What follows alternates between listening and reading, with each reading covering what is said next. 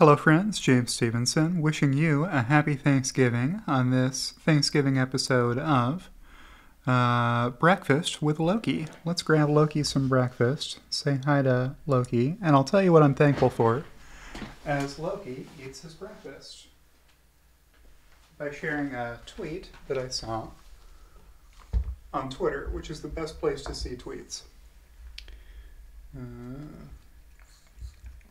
Let me get back in front of my microphone again. Well, let me push this where you can see Loki eating. Okay, there we go. I've got my Loki cam stretched to the limits of its cabling. Okay, so you can keep an eye on Loki and watch him eat breakfast while I share my desktop with you and bring up Twitter to a thread from @RealGeorge Hotz, who you may recognize as the newest intern at Twitter, from an exchange that he had where he offered to be a Twitter intern to improve the search function, a long overdue upgrade for Twitter's search function.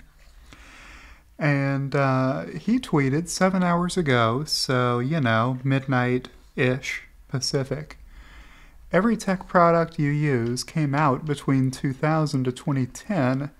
Nothing was built from 2010 to 2020. The culture was so broken. PMs, MBAs, SJWs, and entitlement. But the culture is changing.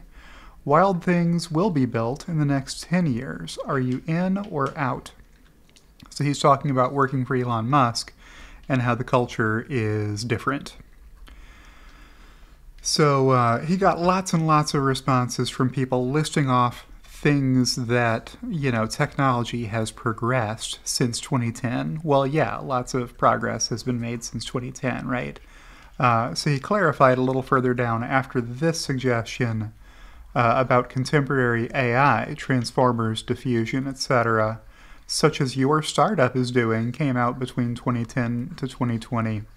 I know we've had the basis since the 60s, but you surely don't need me to explain what I mean. And George replied, to be fair, the progress in AI in that decade was the greatest in history. It just didn't translate to products. I want to be so excited for something that I camp out Thanksgiving night for it outside Best Buy. All right. So now we've honed in on what George meant in the first tweet was a product so good that you will line up hours in advance to buy it. We haven't seen a lot of those.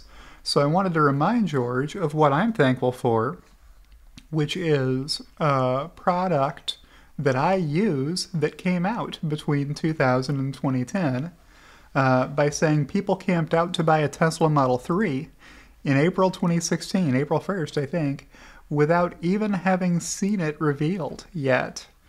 Built beginning in 2017, so it gets my vote for Best New Product 2010 to 2020.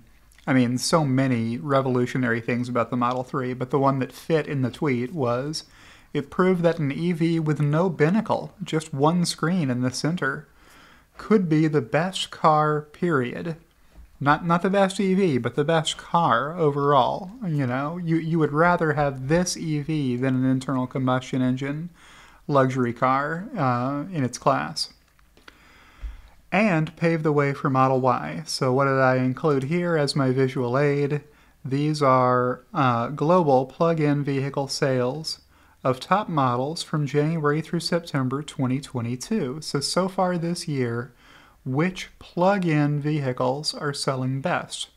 And the answer to that question is Tesla Model Y is number 1 and Tesla Model 3 is number 2 globally.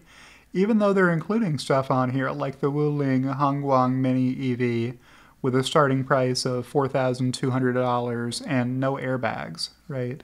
Even though they're including BYD PHEVs, plug-in hybrids that have internal combustion engines in them. Look how far down this list you have to go before you would find another vehicle you would consider buying, right? So what am I thankful for? Well, Loki and I are thankful for each other, and Loki's about to be thankful for his milk bone that he gets for being a good boy and eating all of his breakfast. Here you go, buddy. Yes. Love you.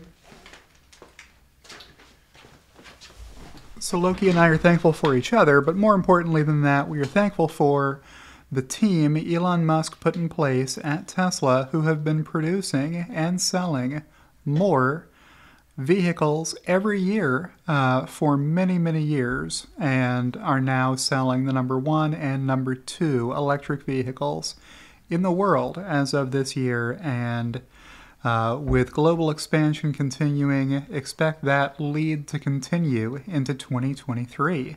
So thank you to everyone who works at Tesla for everything you do on this Thanksgiving Day. And with that, we'll check back in on Loki here, who is cleaning his plate. Yes. And that was Breakfast with Loki. And if you've enjoyed today's Thanksgiving episode, click the like button to let other people know that this is a video worth watching. And if you're not subscribed to my channel already, why not go ahead and subscribe to my channel? And thank you, as always, to everyone who supports me on Patreon and on YouTube by joining my channel, especially Kathy Kitchler and Halter Ferguson Financial, who joined at the highest support tier, and I will see you in the next one.